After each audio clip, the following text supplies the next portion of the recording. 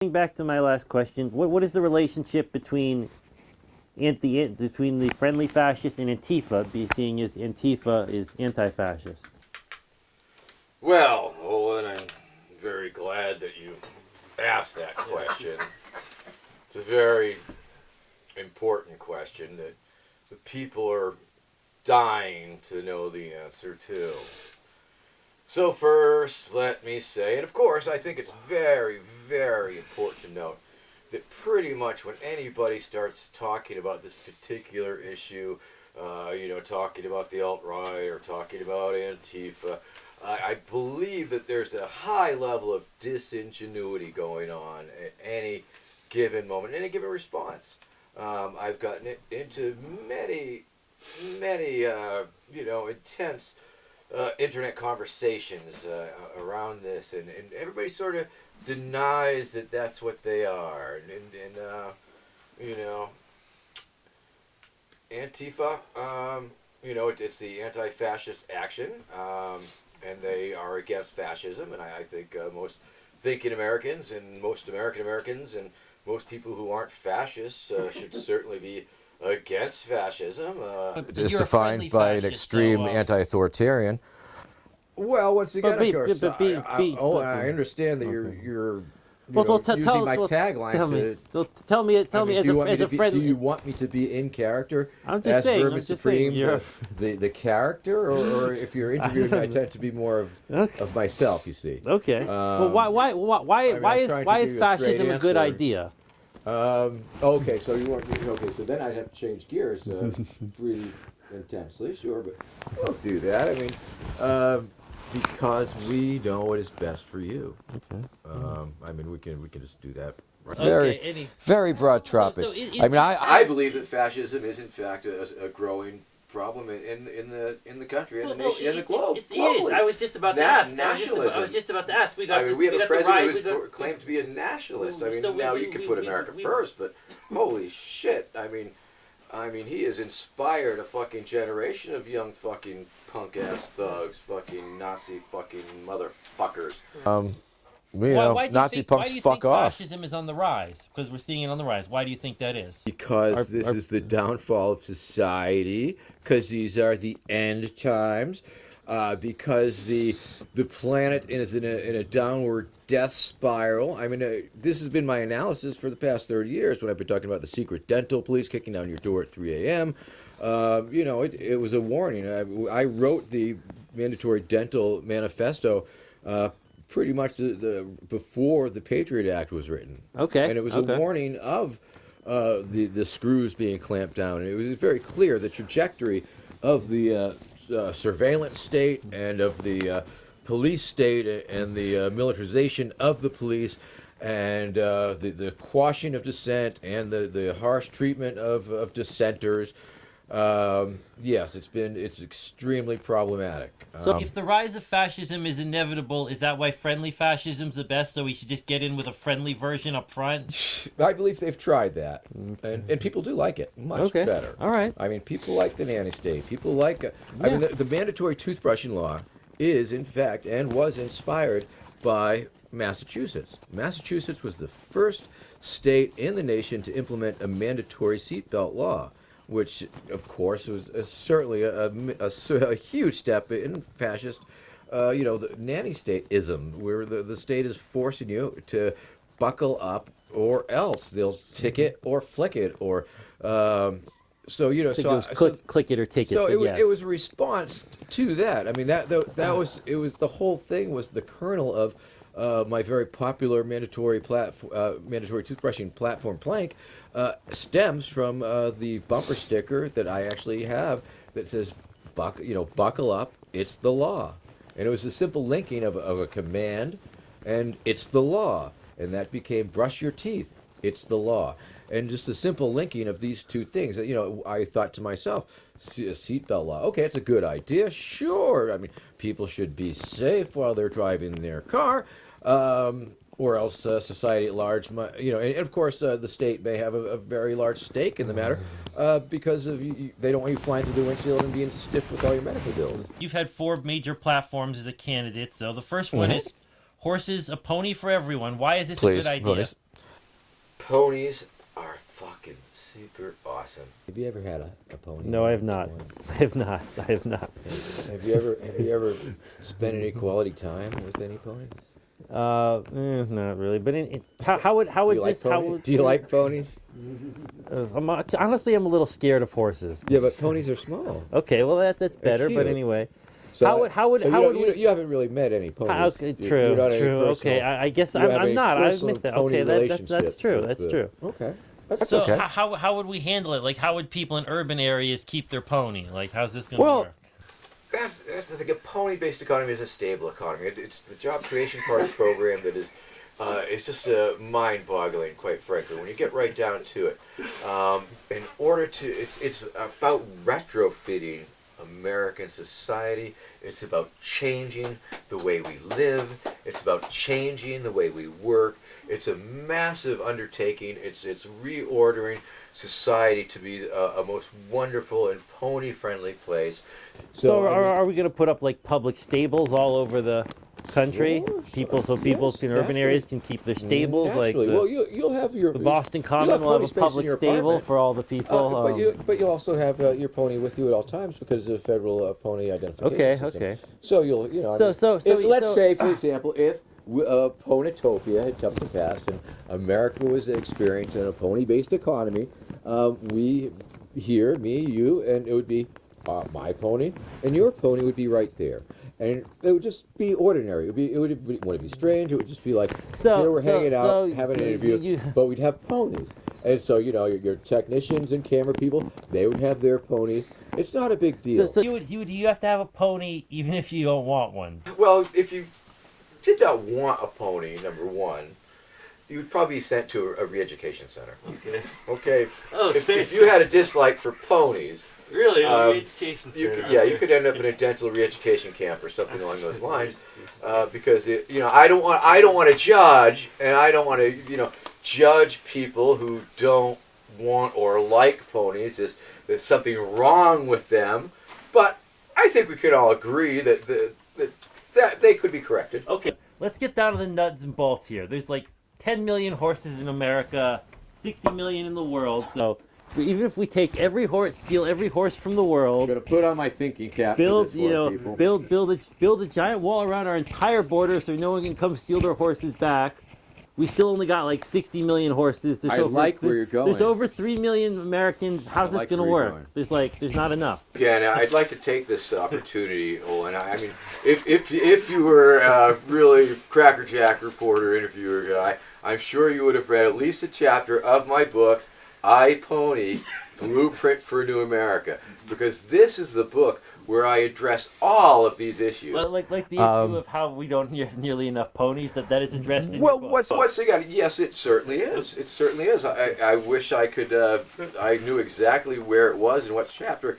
And if I had known the question, I would have been able to highlight it and found it real quickly. Okay, well, anyway, but let us say that if to my viewer, if you're interested in knowing the answer to that question, his book, I, Pony, it is available on the internet, I assume. it is a optimistic book. So if you type in iponythebook.com or iponybook.com, you will get this. It's a novella. It's a look. It's a message. It's a vision of the future. Long after my presidency, long after everybody has received their pony, after the secret dental police have set up checkpoints every 100 yards, after Zombie Nation after zombie power fuels the nation, and time travel has become an everyday instrument. Okay. It's a warning from the people of the future to you, the people of the present, That Vermin Supreme is a madman and must be stopped. Okay. Thank you. So, are you in the pocket of Big Pony? Yes, I am. Yes, There's not a pony pocket big enough to hold me. I big might pony. add. So In fact, I'm surprised we haven't been discussing that topic the whole time. The actual breeding of giant ponies with marsupial pockets Because that we big- can actually ride inside of while we're being gestated into a better form of ourselves. Big Oil, Big Pharma, they're bad, but Big Pony, big they're ponies. the real trouble. They're the ones who are ponies really with buying the big marsupial pockets. That's what I'm talking about. Okay, all right. Or that's what you're talking about. Okay, all right. He made it up. not So me. You heard it. You heard it here first.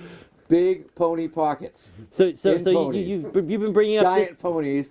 With that way, we wouldn't need saddles. Is that what you're getting at, Olin? Sure. You've Thank you. been bringing up this mandatory teeth brushing. Why do we need mandatory teeth brushing laws? Well,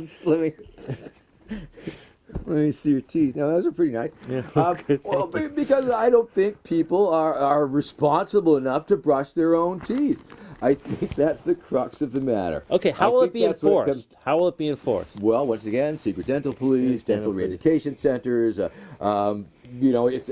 all in this book right here. Okay. iPony, the Okay. book that has all the. There are also penalties for not obeying. Is that what we're saying too? Well, yes, of course there is. Okay. It's a carrot and a stick, and you'll be beaten with both. All right. Will the government provide universal dental care? It will provide government-issued toothpaste containing an addictive yet harmless substance. Is this plan just a big giveaway to Big Dental? Yes, it is. It is? Okay. Yes, it is. Well, I'm Yes, sure. it is. Much as time travel is a big boondoggle to the tech industry. So dental industries, But the pony thing is, industries. This is your guy here. Once This we're is your guy. spreading, you take your pony drone program, for example. The important thing is to spread the entire project out amongst all the congressional districts, so that each congressperson has a vested interest in the outcome. So every congressional district becomes part of the pony industrial complex. Okay, we're back on ponies. That's yes, great of course. to see. That's the ponies, dentistry. It's all the same. It's a beautiful thing. Let me tell you this. If you go on my Wikipedia page, they call me a satirist. I'm going to tell you a secret to great satire. Just fucking insert the word pony into fucking every other goddamn phrase. Talk about zombie preparedness. Has there ever been a zombie invasion? It's all in this book. It's all in this. Has there ever been a zombie invasion? I think the real question is, there has never been an accidental zombie release in the zombie power sector. An accidental zombie. There has never been a accidental zombie release. Now, nuclear industry cannot say that. The wind industry cannot say that. But we in the zombie power industry sector can say that. Until the future, which is where this book all takes Why should we be place. worried about zombies? Well, metaphorical zombies or simile zombies? Or real ones? What zombies are you talking about? I don't know. Are you talking about the 28-day zombies? Are you talking fucking George Romero zombies? I'm just There's so many saying. zombies to You're choose from. the I mean, one. Are we running away from the zombies that are super fast, or are we like watching them shamble through our fucking shopping mall in the original Day of the Dead? Wait! You're the one advocating for zombie preparedness. I'm just asking. Once again, the question I'm just comes asking back why to, should we be worried? Am I supposed to be in character? Am I addressing the underlying issues that I'm bringing forth with these various issues? Okay. I mean, okay. quite frankly, I've given a lot of interviews, and I think people get the fact that I'm talking about the things. Okay. Right? Does global warming make a does global Yeah, climate? wants a joint. Yeah. You still have some there. Does climate change? But it has a wire stick in it. But these joints have wire sticks in them. What's going on here? Are you trying to poison me? What is this shit?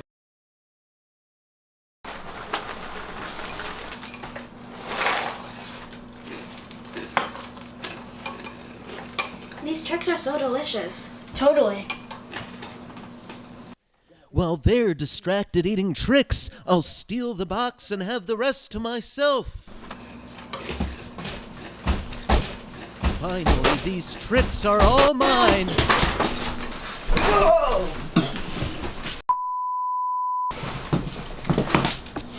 Silly rabbit. Tricks are for kids.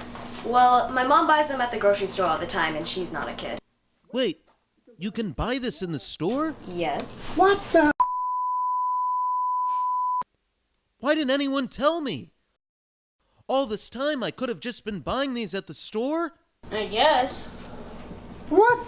Are they expensive? Like $4, I think. What? I can't believe this! This whole time I've been trying to steal tricks from little kids. I could have just been buying them at the store?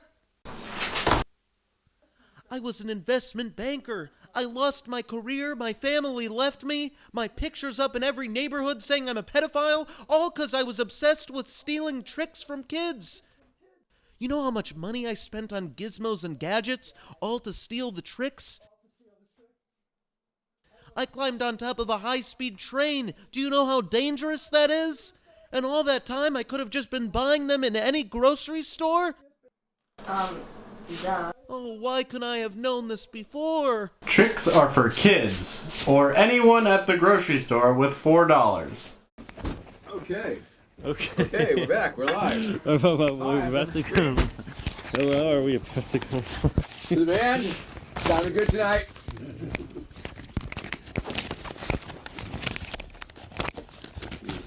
Do a little thing with my tie because people on talk shows always love when you do shit with your tie. It's an industry fucking standard. That's all I'm saying. I don't know why it's funny, but it's funny. And it's like, it's just a tie. But for some fucking reason, visually perhaps, it's sort of entertaining.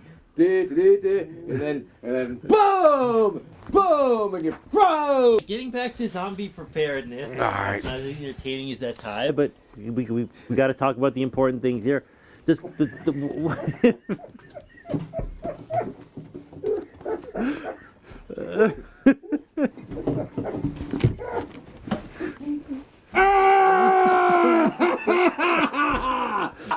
Now, I'd like to discuss my latest project of human pony hybrids. Who needs zombies when you have human pony hybrids with like 8 fingers? Am I right, people? okay, yeah, I suppose so.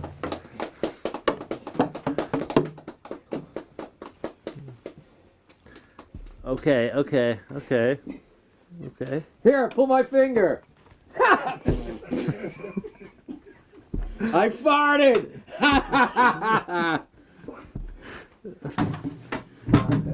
Okay, all right, okay, yeah, okay.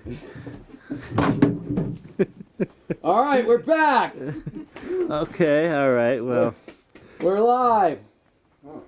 Give me okay. some of that exciting Vermin Supreme comedy that, Now that the you like people you love. like and you shit. like to talk. Fuck the deconstruction. No, we don't have to deconstruct everything, do we now? You've talked about time travel to I kill have. baby Hitler. I have. Okay. It's a classic ethics problem. If you go to, Why if you go to kill- school and you take an ethics course, Why kill it's him as a there. baby? I did not write it. That's not, it's not original content. It's content that I appropriated it for a context. I'm just saying of all the times you could kill him, Now why as a baby? Now why I don't would know. my It just seems character like... argue about killing baby Hitler?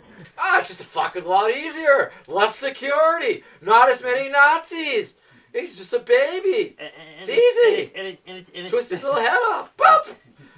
Mama had a baby and his head popped off. Bing! Did you ever do that one with the dandelions? It's better to kill him than to try to educate him on his views. It's better to just. We're at the point where we're just like, screw it, we're gonna kill him. We don't even want to waste our time with trying to do that. Yeah. All right. It's time for decisive leadership. The time for action is now. Okay, And once okay. again, of course, the time travel thing. It's just a boondoggle. Yeah. It's not really gonna happen. It's just a fucking. But wouldn't it, It's a fucking General Dynamics giveaway. have you done any studies on what the potential impacts would have been of killing baby Hitler? Because maybe something even worse would happen. We don't know. I think it's all here in my new book. Okay. iPony. Blueprint for New America. All right. Okay. New and bigger. And just check this out. Now, there are some pictures in here. You like pictures, right? There are like pictures in here that like I had like all these different artists make pictures for me. There's a picture of Whoa, me. that's you. That's you with with the like that's you with the butterflies button. and buzzing around with the stuff. And there's just so many great pictures here. Anyway, the pictures are so good that the book is now bigger. The new edition is 8 by 11, which it really shows the art. Soon I'm going to make it up into a giant coffee table book. It's a very short read. It's a novella. I wrote it to be 100 pages exactly because I want it to be more than a short story, but less than a novel because novel requires lots and lots of pages. And I said I can write 100 pages, but anything more, come on, please. So anyway, it's 20 chapters, 5 pages per chapter, and an illustration for each chapter. So that's like at least 20 beautiful pieces of artwork. Fun for the whole family, except for the pony erotica. Actually, that's not suitable for children. Forget I said that. Young adult contemporary fiction, I think, is what we could call it, maybe. Back on the Hitler subject. I knew a comedian once. Godwin's Law won this interview. No, but I'm just saying. Back on this subject, I knew a comedian once named Mike Kaplan who had this bit about how maybe someone in the future has invented this time machine and is trying to do that, and the reason Hitler's so anti-Semitic is that Jews from the future keep coming back trying to kill him. Perhaps. In fact, if we consider that as a possibility, 2016, Hitler's mom started appearing at my rallies that we were having. Hitler's mom, really? Hitler's mother, and she was representing the group Time Traveling Mothers Against Vermin Supreme. So that was it took me everything. I wanted to kill her too, but I did it. So, but I did kill a couple of Hitler's brothers and sisters because I didn't know he had any brothers or sisters.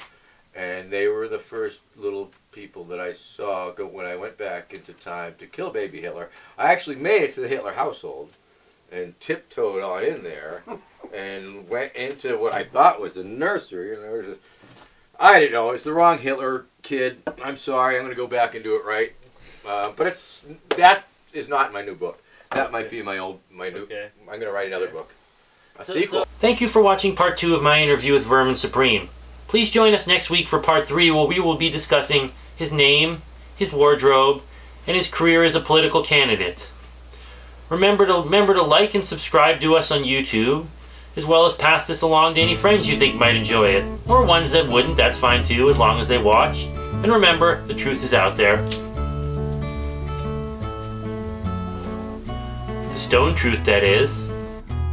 Puff the magic dragon lived by the sea and frolicked in the autumn mist in a land called Honolulu.